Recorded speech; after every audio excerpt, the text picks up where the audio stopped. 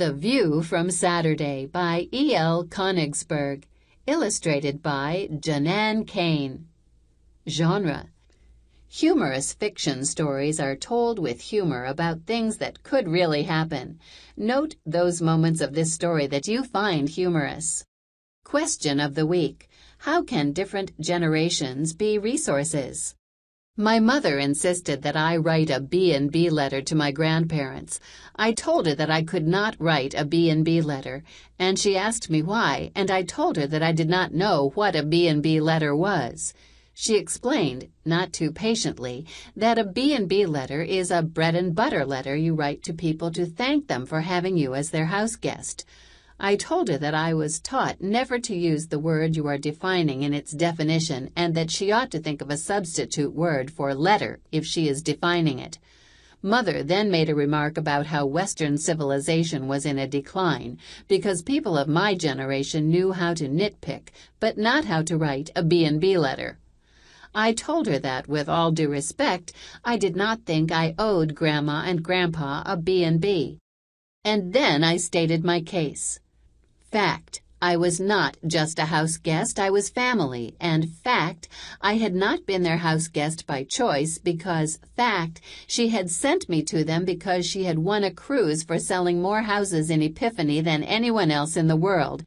And if she had shared her cruise with Joey and me instead of with her husband, my father, I would not have been sent to Florida in the first place, and, fact, she, not me, owed them thanks. And further fact, I had been such a wonderful help while I was there that Grandma and Grandpa would probably want to write me a B&B. My brother Joey had been sent to my other set of grandparents who live in a normal suburb of Connecticut. Is Joey writing a B&B to Grandma and Grandpa Eberly? Even as we speak, Mother replied. Well, maybe he has something to be thankful for, I said. Mother drew in her breath as if she were about to say something else about what children of my generation were doing to Western civilization, but instead she said, right, and closed my bedroom door behind her. I opened the door and called out to her, Can I use my computer? She said, I know you can use the computer, Noah, but you may not. I was about to make a remark about who was nitpicking now, but Mother gave me such a negative look that I knew any thoughts I had better be about bread and butter and not nitpicking. I gazed at my closed bedroom door and then out the window. Door. Window.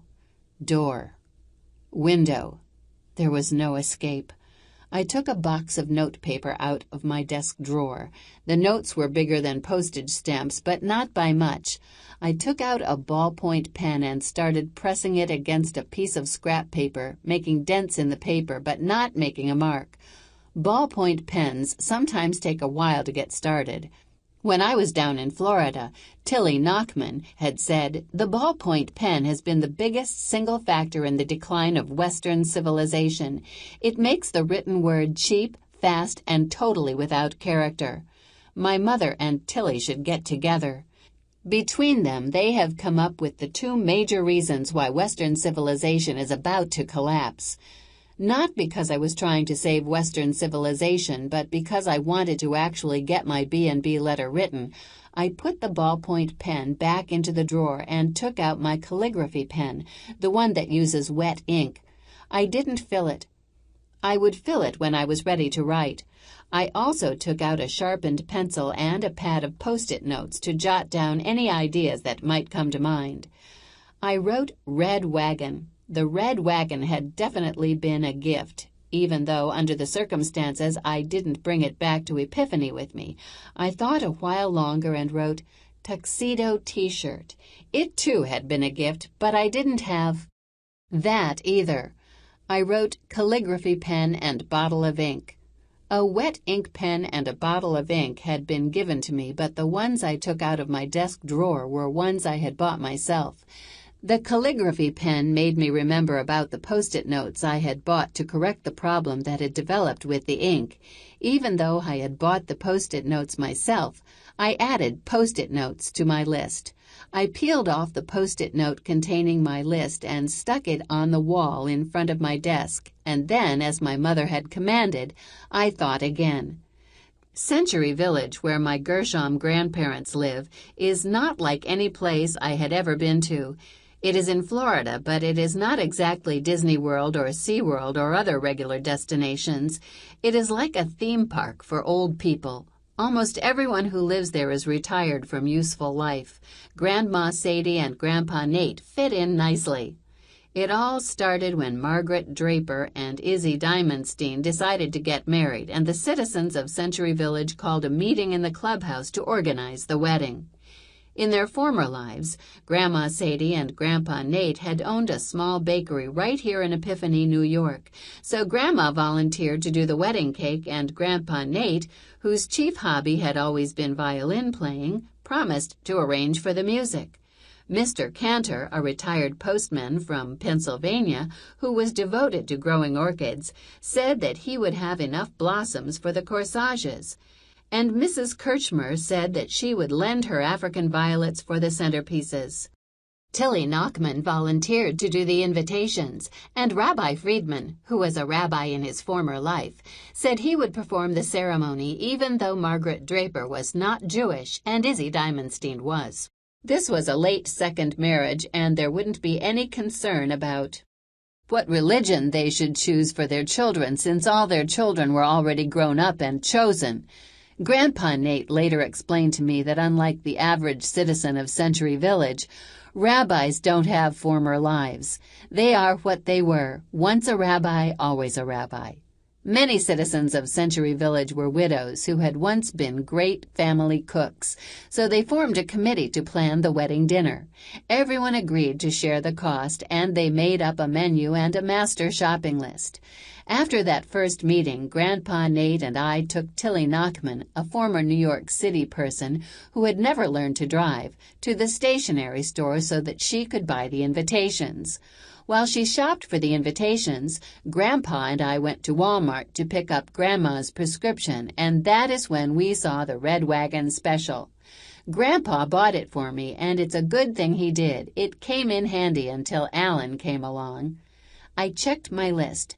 Post-it notes. I had bought them when we ran out of invitations. Of course, we didn't run out of invitations until Tilly's cat got its paws into the ink. Tilly was filling in the who, what, when, and where on the invitations when I noticed that she had the prettiest handwriting I had ever seen. Calligraphy, she said. It means beautiful writing, and she asked me if I would like to learn how to write like her. I said yes. She said she would give me lessons if I would help her address the envelopes. So Grandpa drove us to an art supply store where she bought me a calligraphy pen and a bottle of ink. It was while Tilly was trying out various pen points, called nibs, that she made the remark about the ballpoint pen being the biggest single factor in the decline of Western civilization. After choosing a nib, Tilly said, "I hope in the future, Noah, that you will use a ballpoint pen only when you have to press hard to make multiple carbons." I couldn't promise that. There were times in school when a person had to do things fast, cheap, and without character. Tilly said, "There are pens that come with ink in a cartridge, Noah, but I will have nothing to do with them." So when we were back at her condo, Tilly taught me how to fill a pen, or, as she said, how to properly fill a pen. 1. Turn the filling plunger counterclockwise as far as it will go. 2. Dip the nib completely into the ink. 3. Turn the filling plunger clockwise until it stops. 4. Hold the nib above the ink bottle and turn the plunger counterclockwise again until 3 drops of ink fall back into the bottle. 5. Turn the plunger clockwise to stop the drops. 6. Wipe the excess ink completely from pen and nib. When I told Tilly that 6 steps seemed a lot to have to do before you begin, she said, "You must think of those 6 steps not as preparation for the beginning, but as the beginning itself.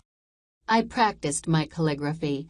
I practiced all 26 letters of the alphabet, including X, which was not part of any of the who, what, when, and wheres, or any of the addresses, but is a very good letter to practice because, fact, it is not easy.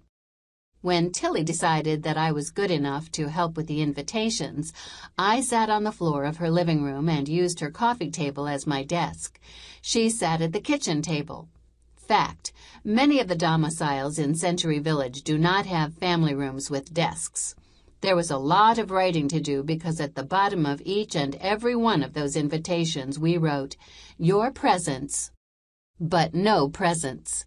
Tilly said that practically all the invitations that went out from Century Village said that. Besides, she said, I think that making the wedding is enough of a present. I was doing a wonderful job until Thomas Stearns, called T.S., Tilly's cat, pounced into my lap, and I jumped up and spilled the ink, and the cat walked through the spilled ink and onto a couple of the invitations I was addressing. A few, 5 altogether, now had cat's paws. Tilly was pretty upset because she had not bought extras because she said, "I don't make mistakes." In her former life, Tilly had been a bookkeeper. I heard her say, "I can add up a column of figures with the best of them." I didn't know if she meant the best of the computers or the best of the bookkeepers, and I didn't ask because I was afraid I already knew. I told Tilly not to worry. I told her that I would think of something, and I did. That's when I bought the Post-it notes. I put a Post-it into each of the invitations that had a cat's paw mark. On the Post-it I wrote, in faultless calligraphy, "Bring this specially marked invitation to the wedding and receive a surprise gift." When Tilly asked me what the surprise would be, I told her not to worry, that I would think of something, and I did, but fact, it wasn't easy. On the day the groceries were to be purchased, the citizens of Century Village formed their version of the home shopping network. They met in the clubhouse again. Everyone sat in rows holding coupons they'd clipped since printing began. They asked me to be master of ceremonies. I sat at a table in front of the clubhouse room and called out items from the master grocery list. It was a lot like a game of Go Fish. I said, "I need 1 Crisco, 4 margarines, Pariv, and let's have all your paper towels." Everyone searched through their fistfuls of coupons and gave me the ones that were needed. Tilly circled the items we had coupons for. Then we checked the newspaper for supermarket specials and made out lists for each of the stores, depending on which one had the best buy in a particular item. I wrote the Gershom list in calligraphy. It didn't slow things down too much, and the citizens of Century Village are accustomed to waiting. Later that day, everyone returned to the clubhouse with the groceries and the store receipts. Tilly added, divided, and straightened out who owed and who was owed, and no one bothered to check because everyone knew that Tilly Nachman did not make mistakes. Then we had to check the grocery list against the menu and who was cooking what. I helped distribute the groceries to the proper households using the new red wagon. Fact, I did a wonderful job. On the day of the wedding, I was in great demand to take things over to the clubhouse in my wagon. The African violets alone took 3 trips, and the briskets took 2. Next, Mr. Cantor and I delivered the orchid corsages to the bride and her maid of honor. In the real world, I had never met anyone who spent as much time with flowers as Mr. Cantor. Mrs. Draper's maid of honor was to be her daughter, Mrs. Potter. Mrs. Draper used to live in my hometown, which is Epiphany, New York, and her daughter, Mrs. Potter, still does. Mrs. Potter bought a new dress and flew down for the wedding, but we didn't fly down together. I had come weeks before, my first trip as an unaccompanied minor. Mr. Cantor and I took flowers over to the groom and his best man to put in their buttonholes. Alan, who was Izzy Diamondstein's son, was to be best man. They both live in Florida and have the same last name. Alan Diamondstein still lived in the real world because even though he was Izzy's child and even though he was full grown, he was too young to live in Century Village. Fact, Alan Diamondstein was the most nervous human being I have ever seen in my entire life. Fact: his wife had left him. She had moved to Epiphany and taken a job with my father, who is the best dentist in town. Fact: Alan Diamondstein kept saying, "Isn't it ironic? My father is getting married just as I am getting divorced." This was not the greatest conversation starter in the world. No one knew what to say after he said it. Some cleared their throats and said nothing. Others cleared their throats and changed the subject. I must have heard him say it a dozen times, and I never knew what to say either. At first I wondered if that was because I didn't know the meaning of ironic, so I looked it up. The meaning that best fits and does not use the same word in its definition is the contrast between what you expect to happen and what really happens. But after I looked it up, I couldn't figure out what was ironic about Alan Diamondstein's getting divorced and Izzy Diamondstein's getting married. The way Alan Diamondstein acted, I can tell you that divorce would be the only possible thing you could expect from marriage to him. And the way Izzy acted around Margaret, marriage would not only be expected, it would be necessary. Sha, a Shonda far die Kinder. They were embarrassing to watch, but not so embarrassing that I didn't. Wedding cakes are not baked as much as they are built. In the real world, people don't build wedding cakes. They order in. If you are going to build it yourself, it is not done in a day. It takes 3. On the first day, Grandma Sadie baked the layers. On the second, she constructed the cake, using cardboard bases and straws for supports, and made the basic icing to cover the layers. On the third day, she made the designer icing for the rosebuds and put the little bride and groom on top. Fact: the cake was beautiful. Fortunately, Grandpa Nate took its picture right after she finished it, so Grandma Sadie can remember how it looked for a little while. Alan Diamondstein would tell you that the red wagon was the problem, but I would say that it's ironic that he should say so. It definitely wasn't. He was. How else were we supposed to deliver the cake to the clubhouse? It was too tall to fit in the trunk of the car, and since on an average day the outside temperature in Century Village is body temperature, there would be a major meltdown before the cake got to the clubhouse where the wedding was to take place. That's when I got the idea to load up the wagon with ice, put a sheet of plastic over the ice, put the cake on top of that, and slowly wheel it over there, with me pulling and Grandpa checking the rear. Grandpa Nate went to the Jiffy store and bought 3 bags of ice, and we loaded them into the wagon.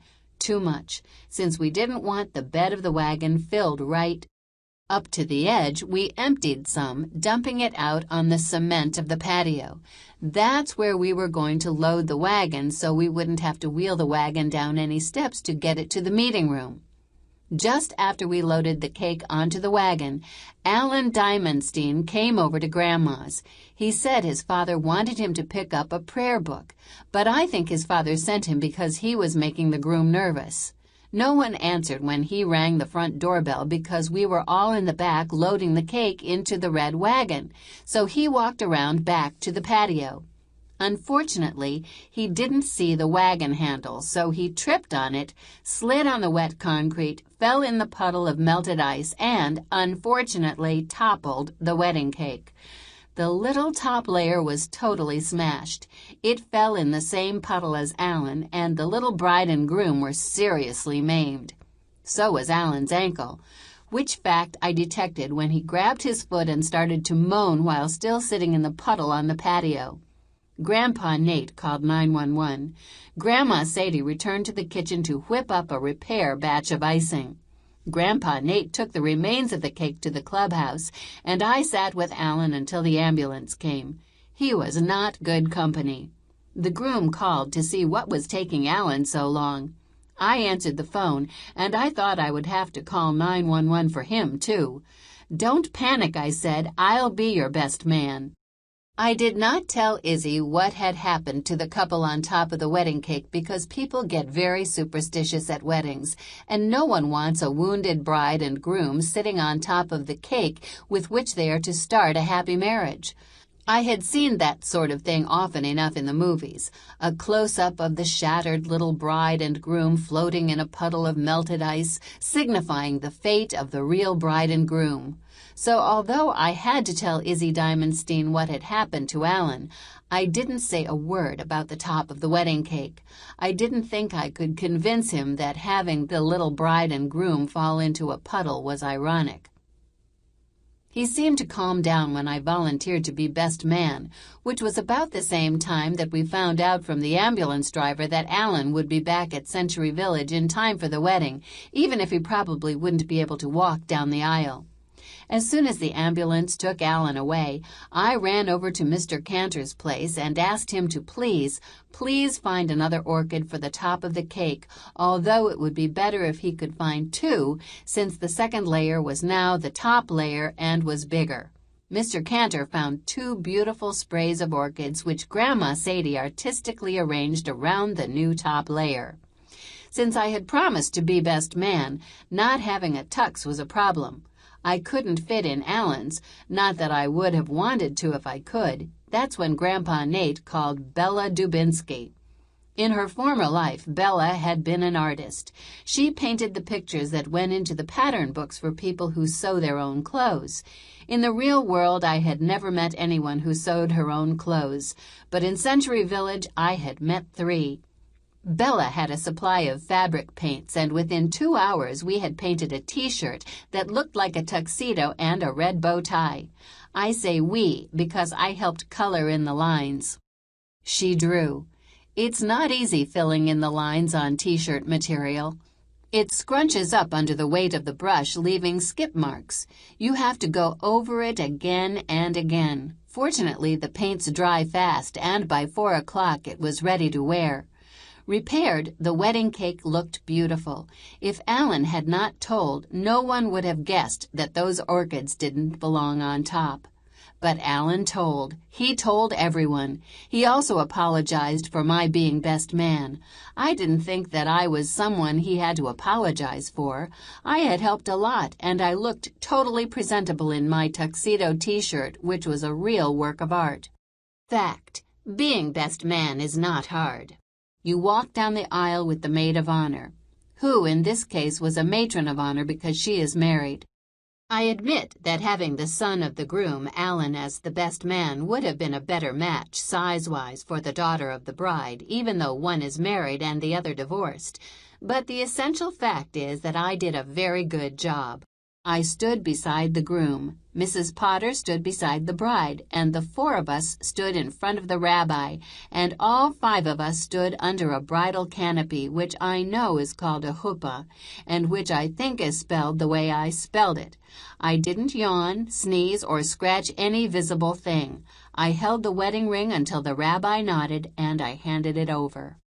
I did an excellent job of being best man, even though when I was under the huppah, I was under a lot of pressure trying to think of surprises for the cat's paw invitations. The idea came to me at the very moment Izzy smashed the glass and everyone yelled, "Mazel tov!" Even before Izzy stopped kissing the bride, I knew what I could do. Fact: it was a very long and thorough kiss. It wouldn't be easy. It would mean giving up things I loved, but I had to do it. When everyone except Alan was dancing the hora, I slipped out of the clubhouse and ran back to Grandma Sadie's. I took off my tuxedo T-shirt, folded it nicely, and put it in my red wagon. I found the package of Post-it notes, my calligraphy pen, and bottle of ink, and after making sure that the ink was tightly closed, I put those in the wagon too. When I returned to the wedding party, the dance was over and everyone was sitting around looking exhausted. My moment had arrived. I tapped a glass with a spoon, as I had seen grown-ups do, and I said, "Ladies and gentlemen, will those lucky few who have the specially marked invitations please come forward? It is time to choose your surprise gift." I saw them pick up their cat's paw invitations and walk over to the band where I was standing beside my red wagon. First, I said, we have one hand-painted T-shirt, which is an original work of art done by Mrs. Bella Dubinsky. In addition, we have a calligraphy pen, almost new, and a bottle of ink, almost full. These are the perfect instruments for beautiful handwriting. We have one packet of Post-it notes, complete except for 5. I swallowed hard and added, and we have one red wagon. Tilly Knockman, who could count precisely, said, "But that's only 4 gifts, and there were 5 cat's paw invitations." "Oh, yes," I said, "the 5th gift is the best gift of all." Everyone asked at once, "What is it? What is it? What is it?" I sucked in my breath until my lungs felt like twin dirigibles inside my ribs. The best gift of all is, the very best gift of all is to give up your gift. A thick silence fell over the room. Then Tilly Knockman started clapping. Soon the others joined in, and I noticed Grandma Sadie and Grandpa Nate looking proud. At first, everyone who held a cat's paw invitation wanted to be the one to give up his gift, but I did not want that. If they didn't take my presents, I would feel as if they didn't matter. Mr. Cantor stepped forward and took the Post-it notes. He said he could use them for labeling his plants. He said that he was donating an orchid plant as the 5th gift. Then Tilly promised calligraphy lessons to the person who took the pen and ink. And Bella promised fabric painting lessons to the person who took the tuxedo T-shirt. In that way, each of my gifts kept on giving. 4 cat's paw gifts were now taken. Only the red wagon remained. Guess who had the 5th cat's paw invitation? Alan, the son of. Alan said he didn't want the little red wagon. He said that he had no use for a wagon in the real world where he was an accountant. When Izzy the groom rose from the table to make a toast, he lifted his glass of wine and said, "Margie and I want to thank all our friends in Century Village. We don't know if we can ever thank you enough for giving our life together this wonderful start. As you know, Margie and I have pooled our resources and bought a little condo on the ocean. Not exactly on the ocean. It is, after all, a high-rise. We will miss the community life here, but we don't want to miss our friends. We'll visit. We want you to visit us. Our welcome mat is out, always. We leave many memories behind, and we are also leaving this little red wagon. Every time you use it, please think of this happy occasion." Izzy started to sit down, but halfway he got up again and added, "Consider it a gift to everyone from the best man." He never said which best man he meant, but I'm pretty sure he meant me. Now, back in the real world, I sat at my desk and crossed every single item off the list. I didn't have the wagon, the Post-it notes, the T-shirt that Bella Dubinsky had designed, or the pen and ink that Tilly Knockman had bought me. I did have a new pad of Post-it notes and a new calligraphy pen, both of which I had bought with my own money when I got back to Epiphany. I never had to write a B&B letter when we stayed at Disney World or SeaWorld.